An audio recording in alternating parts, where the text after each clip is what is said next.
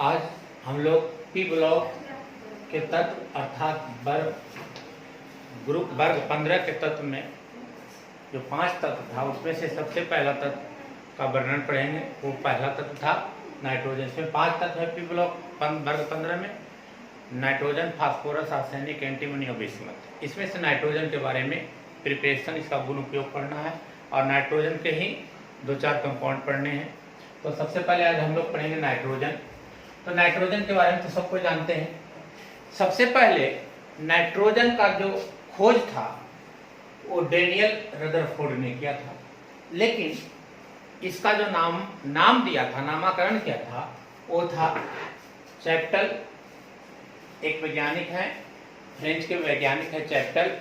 1828 ईस्वी में इन्होंने इसका नामकरण किया था और इन्होंने नाइट्रेट से ही इसको बनाया था नाइट्रोजन को।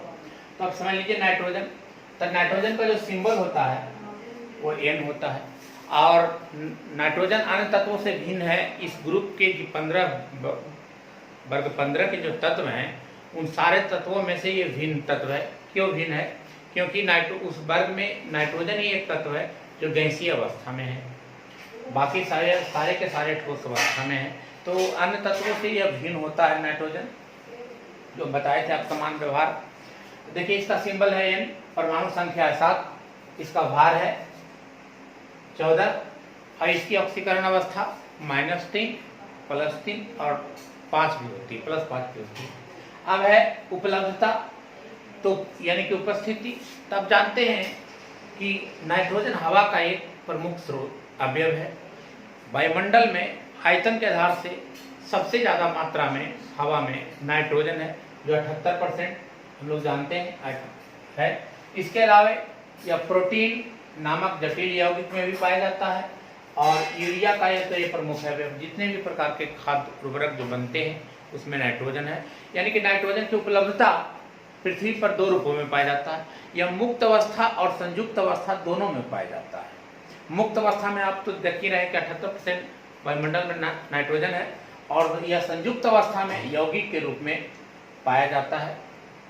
खास करके मुक्त अवस्था में ज्वालामुखी विस्फोट तथा कोयले के खदान से निकलने वाली गैस में भी नाइट्रोजन की उपलब्धता होती है और संयुक्त अवस्था में यह यौगिक के रूप में पाया जाता है, जैसे नाइट्राइट, चिली साल्टपीटर, अमोनियम लवण, नाइट्रोजन इत्यादि यौगिकों के रूप में पाया जाता है। तो अब है नाइट्रोजन गैस बनाने की विधि। तो सबसे पहले विधि कई विधियों के द्वारा बनाया जाता है, लेकिन हमको एक प्रयोगशाला विधि है। तो प्रयोगशाला विधि में तो हम जानते हैं कि 3-4 कंडीशन होती है। पहला सिद्धांत, रिएक्शन, चित्र और वर्णन। तो देख लीजिए सिद्धांत में क्या करता है कि जब अमोनियम क्लोराइड NH4Cl को अमोनियम क्लोराइड और सोडियम नाइट्राइट NaNO2, नाइट्रेट नहीं नाइट्राइट, अमोनियम क्लोराइड और सोडियम नाइट्राइट के विलयन को जब गर्म करते हैं तो गर्म करने के पश्चात नाइट्रोजन गैस का निर्माण होता है। अब यह रिएक्शन 2 चरणों में होती है, ध्यान दीजिएगा। अमोनियम क्लोराइड NH4Cl और NaNO2 जब अभिक्रिया कराएंगे तो इसका पॉजिटिव इसका नेगेटिव, इसका पॉजिटिव इसका नेगेटिव NH4NO2 और प्लस इसका पॉजिटिव इसका नेगेटिव NaCl निकल जाएगा। फिर पुनः एक ही पात्र में रख करके गर्म कर रहे हैं, एक ग्राहक है, ग्राहक में रखकर गर्म कर रहे हैं।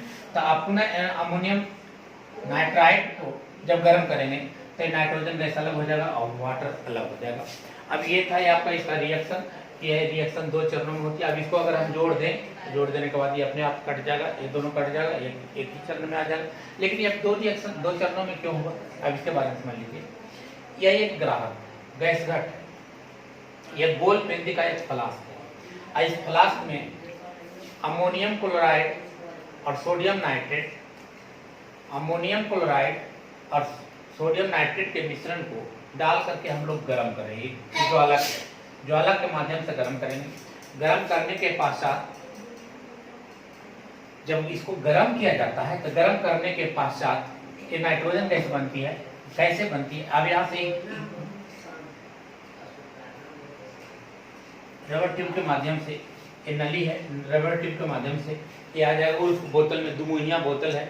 अब इसमें पोटेशियम डाइक्रोमेट और सल्फ्यूरिक अम्ल है, तो इसमें से जितने भी अवशेष बनेंगे, जल जो बनेंगे, वो जल इसमें आकर के ऑब्जर्व हो जाएगा। फिर पुनः जो नाइट्रोजन गैस रहेगा वो जाकर के एक गैस घट में आकर के जमा हो जाएगा। इस प्रकार ये प्रयोगशाला में हम लोग नाइट्रोजन गैस का निर्माण करते हैं। तो नाइट्रोजन गैस का निर्माण के कई तरीके हैं, जिसमें ये पहला तरीका था आपका प्रयोगशाला विधि। उसी प्रकार हम लोग जब अमोनियम डाइक्रोमेट को, अमोनियम डाइक्रोमेट को जब गर्म करेंगे, सेकेंड विधि में जब अमोनियम डाइक्रोमेट को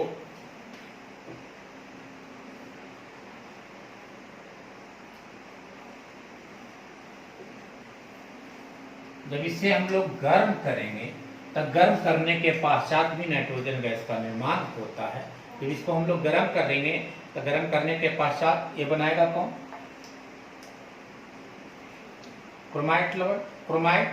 क्रोमियम ऑक्साइड प्लस वाटर और नाइट्रोजन गैस का निर्माण होगा।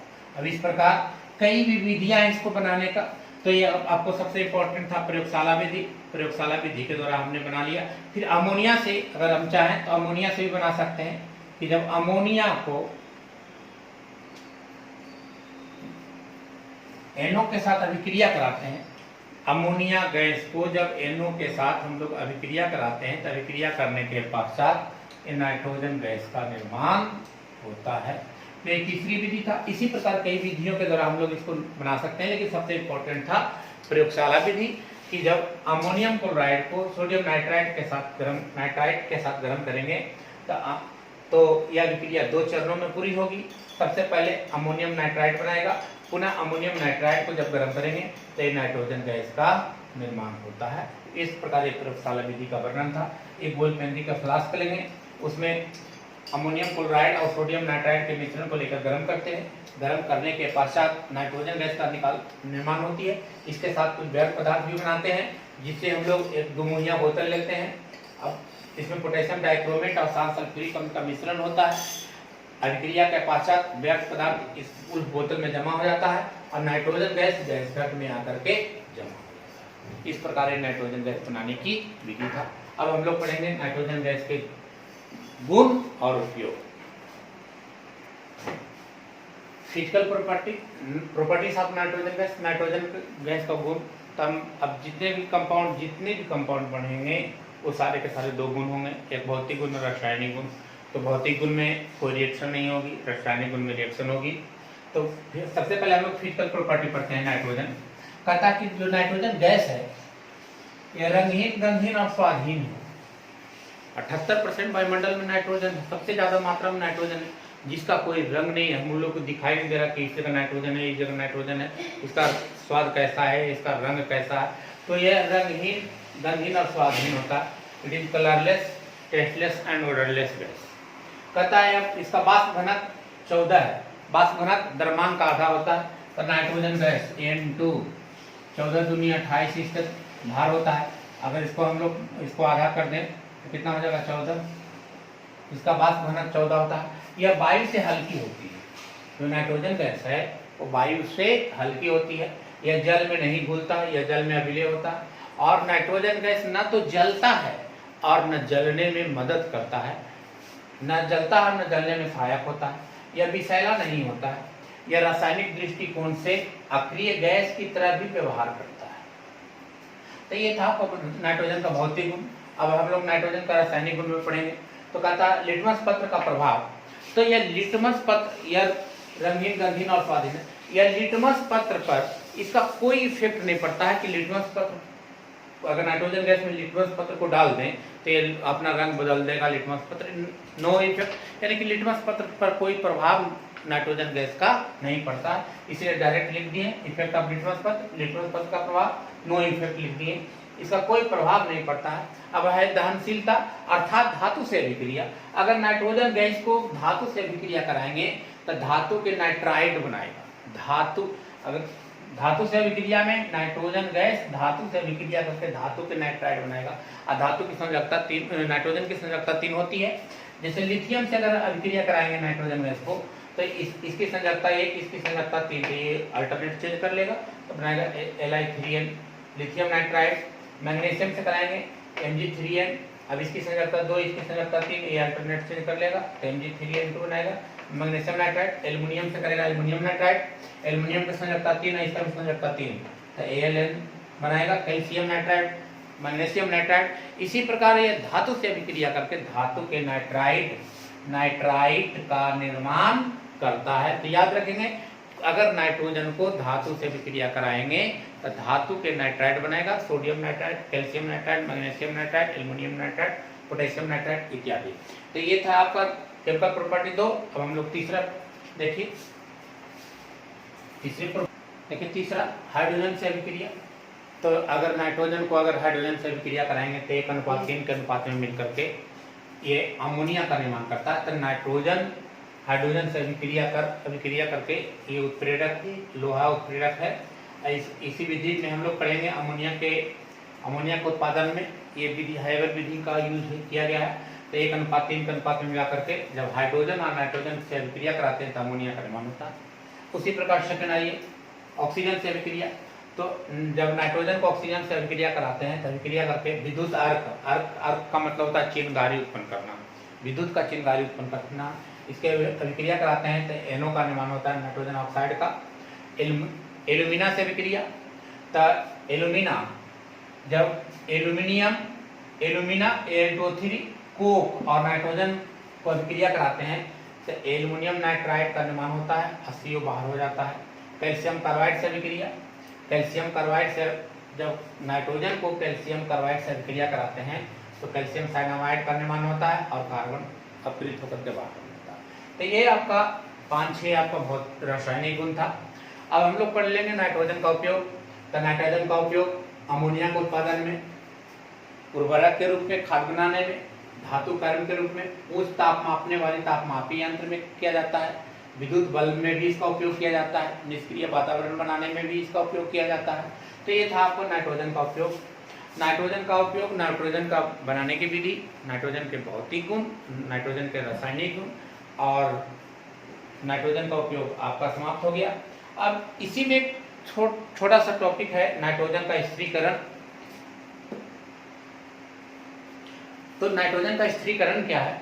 तो नाइट्रोजन का उपयोग डायरेक्ट कोई सजीव प्राणी ग्रहण नहीं कर सकता है। नाइट्रोजन का उपयोग सीधे सजीव प्राणी उपयोग नहीं कर सकता। उस नाइट्रोजन गैस को नाइट्रोजन के यौगिक में परिवर्तन करना नाइट्रोजन का स्थिरीकरण कहलाता है।